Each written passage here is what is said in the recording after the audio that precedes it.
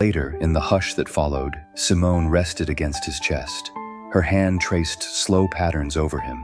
Each touch, love she could no longer hide. Marcus pressed his lips to her forehead. A whisper spilled into the dark. I have loved you from afar for so long, and now I can't breathe without you. Please, Simone, don't make me live without you anymore. Tell me you're mine. Yes, Marcus, I'm yours. Completely. Always and forever. You're my everything, my first love, my first time, my true connection. For the first time in years, Marcus felt his heart break open. A tear traced his cheek, not weakness, surrender. From that moment, Marcus knew she belonged to him and only him. If you enjoyed this video, it would mean so much to me if you could like, subscribe, and share it with others.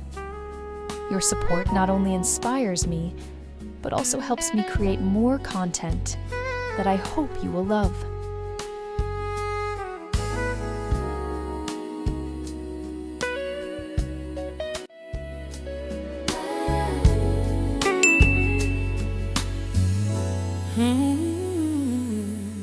Welcome to the kingdom of love. She's the queen of love stories, where hearts find their melodies. Every tale a spark divine. Love lives here, forever shine.